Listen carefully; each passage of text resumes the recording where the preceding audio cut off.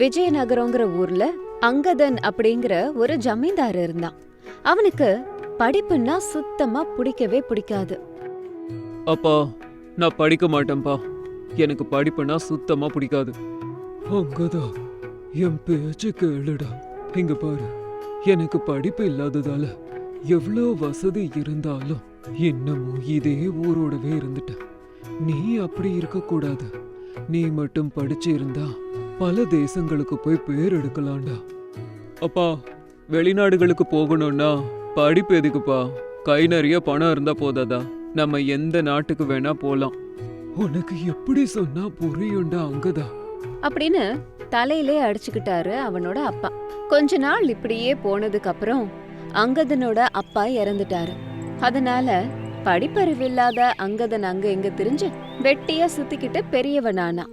அங்கதன் கிட்ட குப்பண்ணா அப்படிங்கிற ஒரு குமாஸ்தா வேலை செஞ்சாரு. அவருதான் அங்கதனுக்கு சம்பந்தப்பட்ட வியாபார போக்குவரத்து எல்லாம் பாத்துக்கிட்டு இருந்தாரு. என்ன குப்பண்ணா, இந்த தடவை பயிரோட லாபம்லாம் எப்படி இருக்கு அப்படின்னு அங்கதன் கேட்டதும் குப்பண்ணா தன்கிட்ட இருந்த ஒரு பெரிய புத்தகத்தை எடுத்து ஏதோ கணக்கு போட்டு, ஐயோ அங்கதான் ஐயா, போன வருஷம் நம்ம நெல் பயிருக்கு 10,000 வராகம் கிடைச்சது. இந்த தடவை 11,000 வராகம் கிடைச்சிருக்கு. அப்படின்னா லாபம் கிடைச்சிருக்குங்கிறீங்களா, இல்ல நஷ்டம் வந்திருக்குன்னு சொல்ல வரீங்களா? உங்களுக்கு தெரியும்ல எனக்கு இந்த கணக்கு வழக்கெல்லாம் வராதுன்னு. ஐயா, உங்களுக்கு நஷ்டம் வருமா சொல்லுங்க? கண்டிப்பா நிறைய லாபம் தான் வரும். உங்க கையில அப்படி என்ன இருக்கோ நீங்க தொட்டது எல்லாமே பொண்ணாகுது அப்படின்னு குப்பண்ணா சொல்ல அங்கதன் அதை கேட்டு ரொம்ப சந்தோஷப்பட்டான். குப்பண்ணா, சின்ன வயசுல இருந்து நீங்களும் என்னோட வியாபார லாப நஷ்டத்தை பாத்துக்கிட்டு இருக்கீங்க. ஒரு தடவை கூட நீங்க நஷ்ட கணக்கே காட்டினதில்ல. அதனால இப்பையில இருந்து உங்களுக்கு நான் மாத ஊதியத்தை உயர்த்தறேன் அப்படின்னு சொன்னான். அதை கேட்டு குப்பண்ணா ரொம்ப சந்தோஷப்பட்டு, ரொம்ப சந்தோஷம் ஐயா. அதே மாதிரி இந்த மாசம் உங்களோட பிரயாணம் சாப்பாடுக்கு அப்படின்னு குப்பண்ணா இன்னும் செலவை பத்தி சொல்ல போகும்போது குறுக்குல அங்கதன் வந்து பேசினான். கூப்பண்ணா, இந்த பிரயாண செலவு சாப்பாடு செலவுன்னு நீங்க என்ன சொன்னாலும் அது எனக்கு புரிய போறதில்ல. நீங்க என்ன சொன்னாலும் செவுட முன்னாடி சங்கு ஊதுனா மாதிரி தானே உங்களுக்கு எப்பவோ புரிஞ்சிருக்க வேண்டாமா? இதெல்லாம் நீங்களே பாத்துக்கோங்க அப்படின்னு சொல்லிட்டு அங்க இருந்து கிளம்பி போயிட்டான்.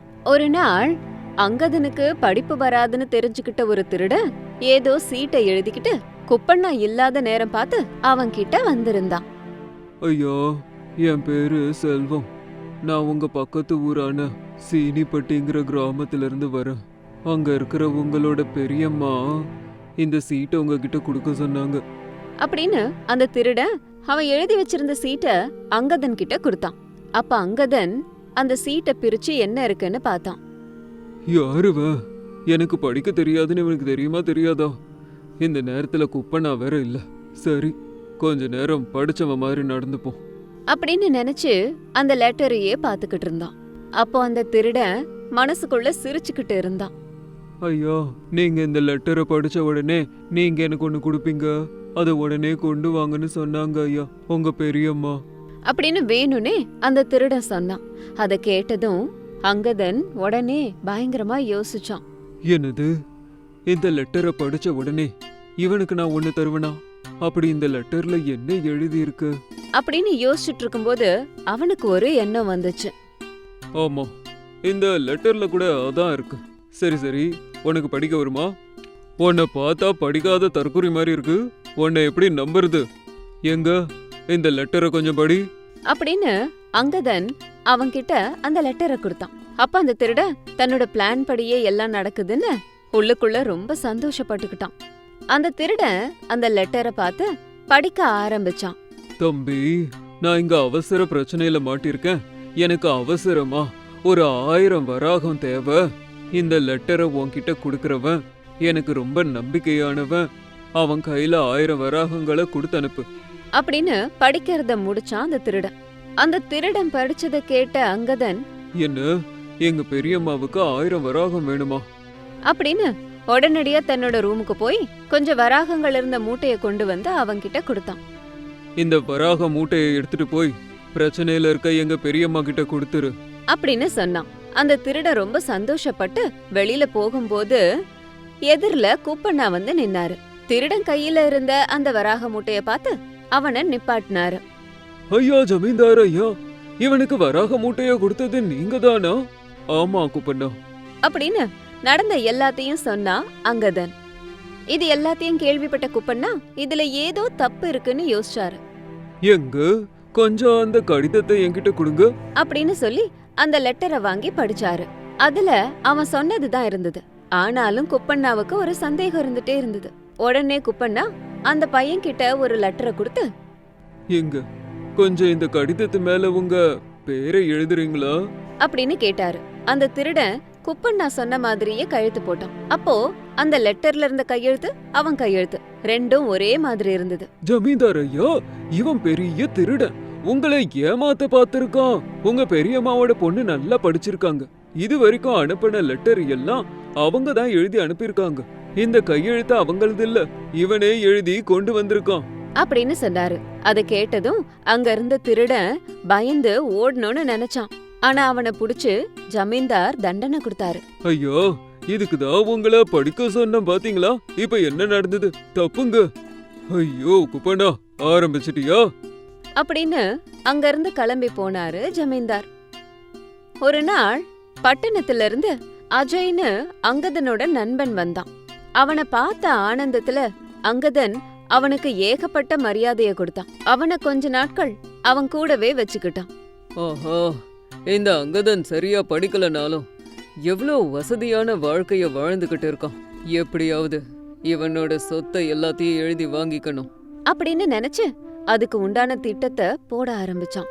ஒரு நாள் ஜுரம் வந்ததால குப்பண்ணா வேலைக்கு வராம இருக்கும்போது, அங்கதான் இந்த குப்பண்ணா உனக்கு ரொம்ப நம்பிக்கையானவர்னு சொன்னல, எங்க கொஞ்சம் உன்னோட லாப நஷ்ட புக்க காட்டு பாப்போம் அப்படின்னு கேட்டான். அங்கதன் சிரிச்சுக்கிட்டே போய் அந்த புத்தகத்தை எடுத்துக்கிட்டு வந்து அஜய் கிட்ட கொடுத்தான். அஜய் அது எல்லாத்தையும் படிச்சு பார்த்துட்டு அதுல என்ன எழுதிருக்குன்னு பார்த்தான். நண்பா, குப்பண்ணா எனக்கு ரொம்ப நம்பிக்கையான ஆளு, அதுல எந்த தப்பும் இருக்காது. இப்படி நம்பி நம்பிதான் ஏமாந்துகிட்டு இருக்காங்கதா. இந்த ஆள் சரியான ஏமாத்துக்காரன். உனக்கு ₹1 லாபம் வந்திருக்குன்னு கணக்கு காட்டி மத்த எல்லாத்தையும் அவனோட பாக்கெட்குள்ள போட்டுக்கிட்டு இருக்கான் அப்படின்னு அஜய் குப்பண்ணா மேல இல்லாத பொல்லாததையெல்லாம் சொல்லிட்டு இருந்தான். அதனால அவனோட பேச்ச கேட்ட ஜமீன்தார் கோபத்துல குப்பண்ணாவ வேலைய விட்டே அனுப்பிச்சிட்டாரு. இது மூலமா தன்னோட திட்டம் நிறைவேறிடுச்சுன்னு அஜய் ரொம்ப சந்தோஷப்பட்டான்.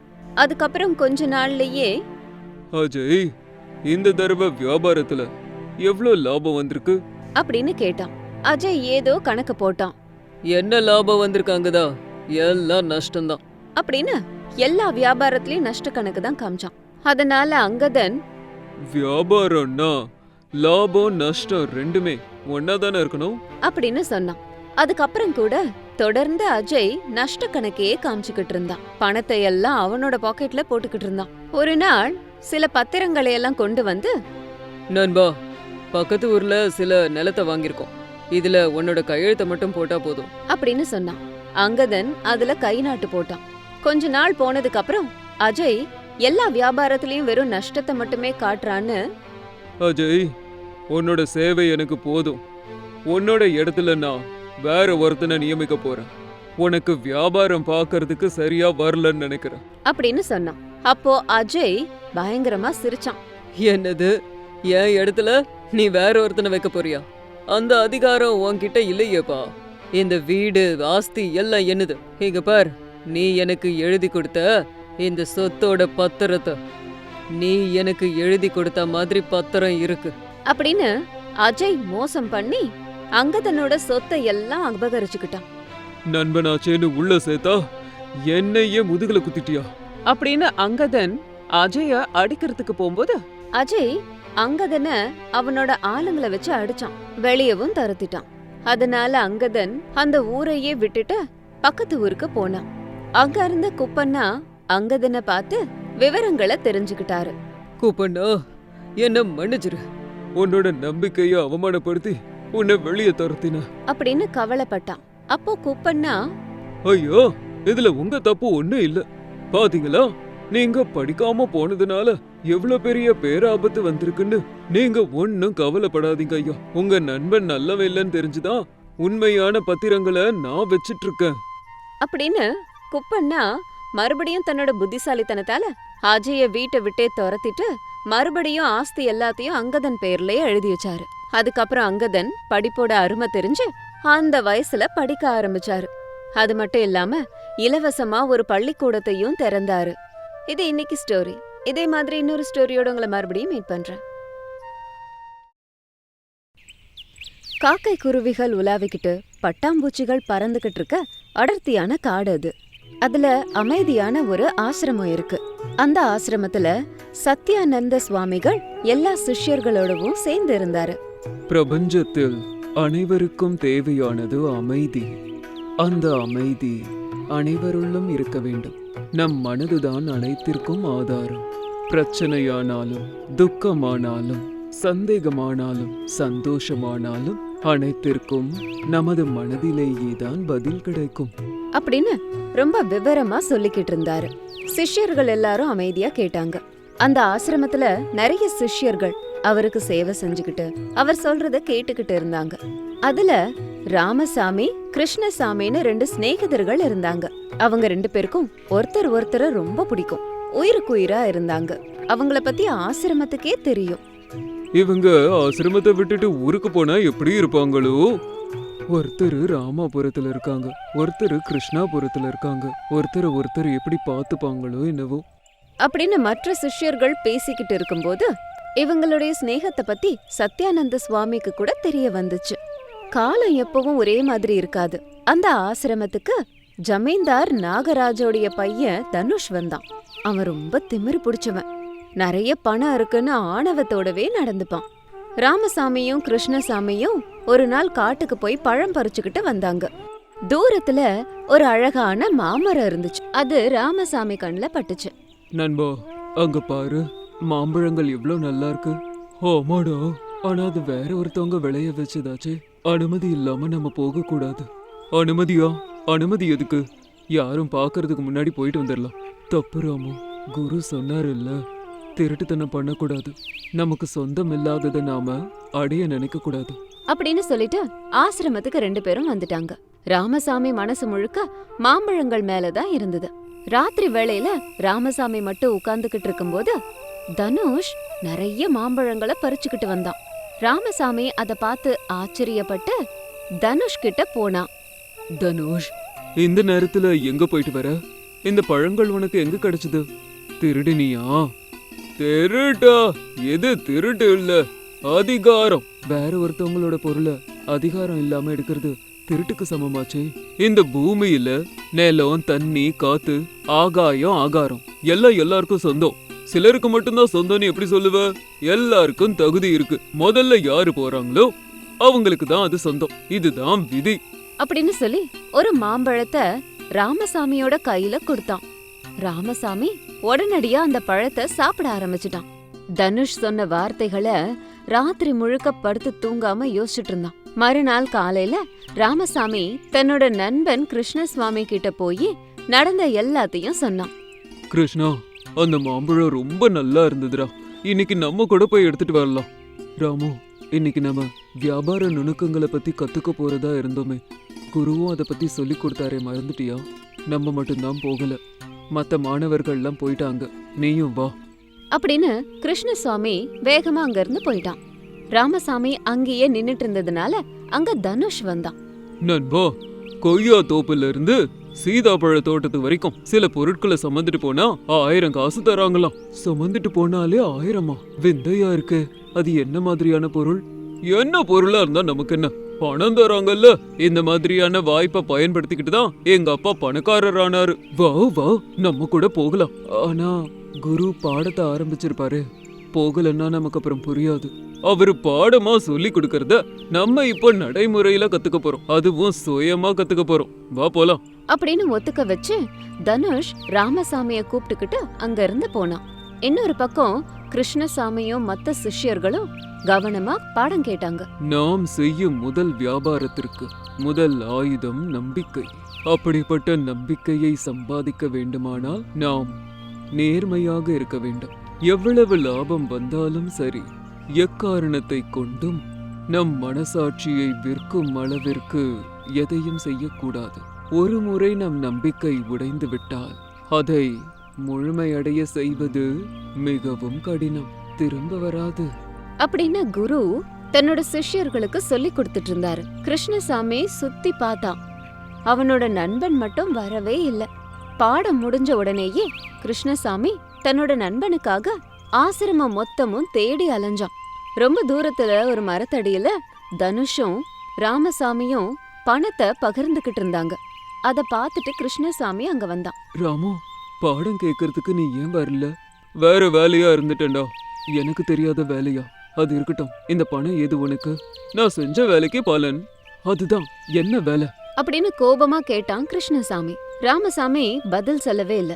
தனுஷும் அமைதியா உட்கார்ந்துகிட்டு இருந்தான். அப்படின்னா வெளியே செல்ல முடியாத அளவுக்கு வெக்கங்கட்ட வேலை செஞ்சியா? அப்படின்னு கோபமா கேட்டான் கிருஷ்ணசுவாமி. அத கேட்ட ராமசாமிக்கு பயங்கர கோபம் வந்துருச்சு. ஆமாடா, எனக்கு பிடிச்ச வேலையை தான் செஞ்ச. அது என்ன, எதுக்கு அப்படின்னு உன்கிட்ட சொல்ல தேவையில்லை. எந்த வேலை செய்யணும், எந்த வேலை செய்யக்கூடாது, இது எதையும் உன்கிட்ட சொல்ல தேவையில்லை. இங்க நான் எப்படியோ நீயும் அப்படிதான். உன் வேலைய நீ பார்த்தா நல்லது அப்படின்னு சொல்லிட்டு ராமசாமியும் தனுஷும் அந்த இடத்த விட்டு போயிட்டாங்க. கிருஷ்ணசாமி தன்னோட நண்பன் பேச்ச கேட்டு ஷாக் ஆகி முகத்தை சின்னதாக்கிக்கிட்டு அங்கேயே ரொம்ப நேரம் நின்னுக்கிட்டு இருந்தான். அன்னையில இருந்து ராமசாமி தனுஷோட சேர்ந்துக்கிட்டு வெட்டியா சுத்தி திரிய ஆரம்பிச்சான். ராமசாமி கிருஷ்ணசாமிய ஏறெடுத்து பாக்கறதையே நிறுத்திட்டான். கிருஷ்ணசாமி தன்னந்தனியா சோகமா இருந்தான். அத சத்யானந்த மகரிஷி பாத்துக்கிட்டு இருந்தாரு. ஒரு நாள் கிருஷ்ணசுவாமி நதியோரம் தன்னந்தனியா உட்காந்துக்கிட்டு இருந்தான். அவன் பக்கத்துல வந்து குரு வந்து உட்கார்ந்தாரு. கிருஷ்ணா, என்னவாயிற்று?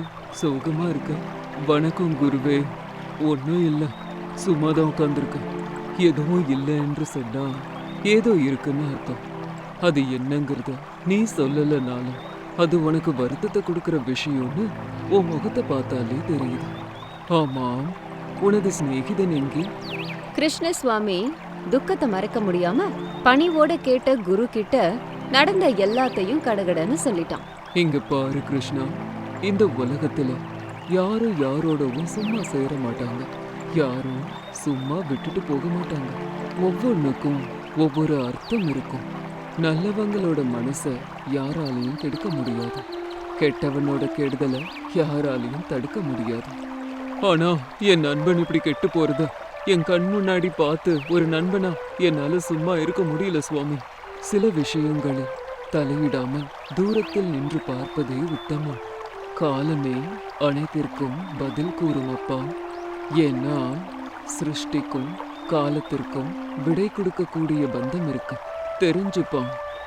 உன்னுடைய நண்பன் பட்டு தெரிஞ்சு திரும்பி வருவான். பார்த்துக்கிட்டே இரு. அப்பொழுது உன்னோட குணத்தில் நேர்மை இருந்தால் அவன் தானாக உன்னை வந்து சேருவான் அப்படின்னு சமாதானப்படுத்தி ஆசிரமத்துக்கு கூட்டிட்டு வந்தாரு.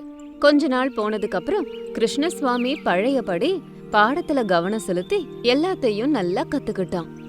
ராமசாமியும் தனுஷும் ஒரு நாள் திருட்டுத்தனமா ஒரு கரும்பு தோட்டத்துக்குள்ள வந்தாங்க. இவங்களுக்கு தெரியாத ஒரு விஷயம் என்னன்னா, அந்த கரும்பு தோட்டத்தோட காவலாளி அங்கதான் இருந்தான். இவனுங்க கரும்பு திருடிக்கிட்டு வந்துட்டு இருக்கும்போது தோட்டக்காரங்கிட்ட வசமா மாட்டிக்கிட்டாங்க. திருட்டு பசங்களா, இதுதானாடா உங்க அப்பா அம்மா உங்களுக்கு சொல்லி கொடுத்த பாடம்? இருங்கடா, உங்களை என்ன பண்றோம் பாருங்க அப்படின்னு 2 பேரையும் மரத்துல கட்டி வச்சு அடி அடின்னு அடிச்சான். அவங்க எவ்ளோ கெஞ்சியும் அவங்கள விடல. ஒவ்வொரு அடிக்கும் ராமசாமிக்கு கிருஷ்ணசாமி சொன்ன வார்த்தைகள் தான் ஞாபகம் வந்தது. ரத்தம் வர்ற அளவுக்கு அடிச்சு மிரட்டி அதுக்கப்புறமா விட்டுட்டான். இன்னொரு தடவை இந்த பக்கம் உங்க 2 பேரையும் நான் பார்த்தேன். இந்த தடவை வெறும் கை காலை மட்டும் தான் முறிச்சு விட்டுருக்கேன். அடுத்த தடவை இத கூட விட மாட்டேன். பிச்சை தான் எடுக்கணும். திருட்டு வேலையா பாக்குறீங்க? திருட்டு வேலை, கம்முனாட்டி பசங்களா. அடி விழுந்ததுல உடம்பு பூரா காயமா இருந்தது ராமசாமிக்கு. மறுநாள் காலையில மெதுவா கிருஷ்ணசாமி கிட்ட ராமசாமி வந்தான். கிருஷ்ணா, என்ன மன்னிச்சிருடா. நான் உன் பேச்ச கேட்கல. என்ன மன்னிச்சிரு அப்படின்னு நடந்த எல்லாத்தையும் சொன்னான். தப்பு செஞ்சு மாட்டாத வரைக்கும் தான் நம்ம ராஜ வாழ்க்கை வாழ முடியுங்கிறத இப்பதான் நான் புரிஞ்சுக்கிட்டேன். இனிமே பட்டு இது எதையுமே செய்ய மாட்டேன். உன்ன மாதிரி ஒரு நண்பனை உதறி தள்ளிட்டு போனது தப்புதான். அடிபட்டதுக்கு அப்புறம் புத்தி வந்திருக்குடா. அப்படின்னு சொல்லி தலை குனிஞ்சுக்கிட்டான். உடம்பு முழுக்க காயத்தோட இருந்த ராமசாமிய பார்த்து கிருஷ்ணசாமி ரொம்ப இறக்கப்பட்டான். அவனுக்கு தெரிஞ்ச பச்சளை வைத்தியத்தை பார்த்து ராமசாமிய நல்லா பாத்துக்கிட்டான். டேய், நமக்குள்ள மன்னிப்பெல்லாம் எதுக்குடா? நீ நல்லா இருக்கணும் தானே நானும் ஆசைப்படுறேன். என்னால உனக்கு லாபம் இல்லாம இருக்கலாம், ஆனா உனக்கு நஷ்டம் வர்ற அறிவுரைய நான் சொல்லவே மாட்டேன்டா. இப்ப பாத்தியா அடிபட்டு எவ்வளோ கஷ்டப்பட்டுட்டு இருக்கேன்னு.